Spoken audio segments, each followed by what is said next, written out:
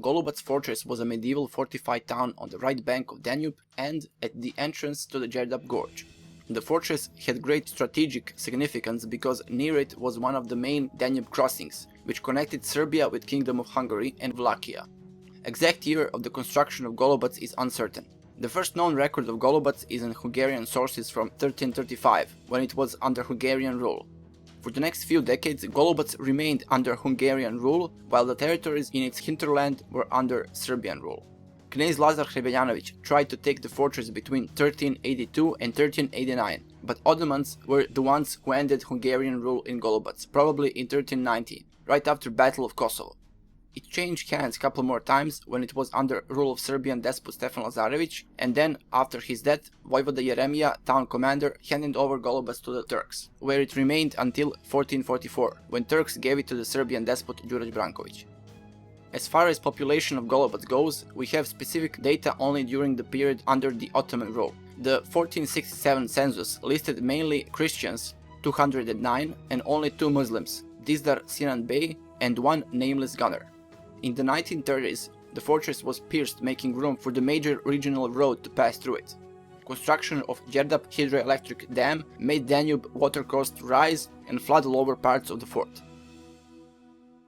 Smederevo was capital of Serbia in the Middle Ages. Despot Đurađ Branković, successor of despot Stefan Lazarević, had to return Belgrade to the Hungarians after Stefan's death. So after that he wanted to build another capital, and he chose the place near the border with Kingdom of Hungary, where he could get quick help if he needed one. First the small town or inner city was built, and when the suburb began to grow, walls were built around it as well, which made a big town.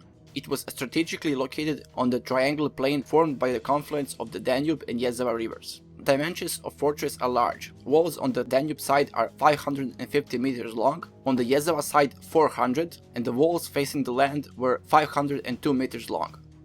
In the suburb there were houses, churches, craft workshops, shops and warehouses. They were mostly built in wood, which means that there was a high fire danger, especially in the time of siege, so the buildings had to be covered in mud. In the inner city there was the audience hall. On the wall facing Danube there are still 4 Gothic-style double-arched windows.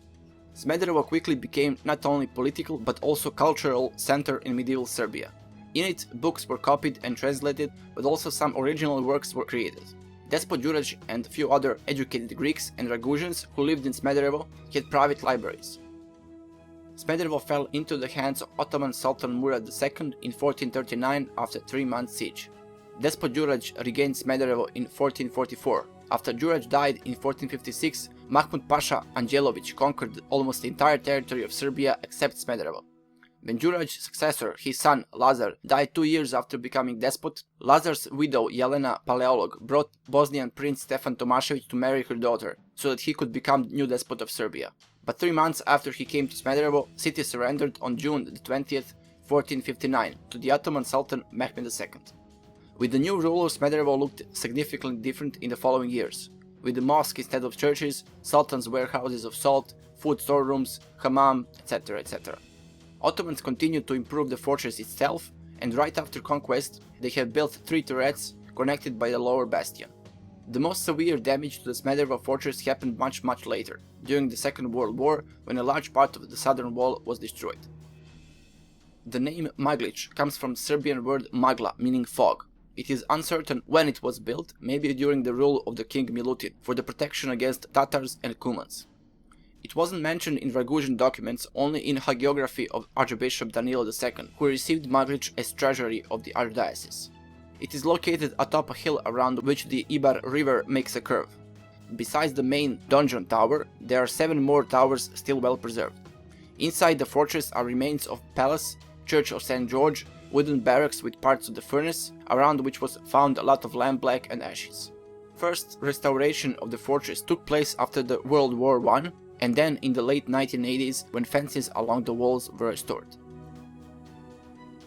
That's all for now, thanks for watching.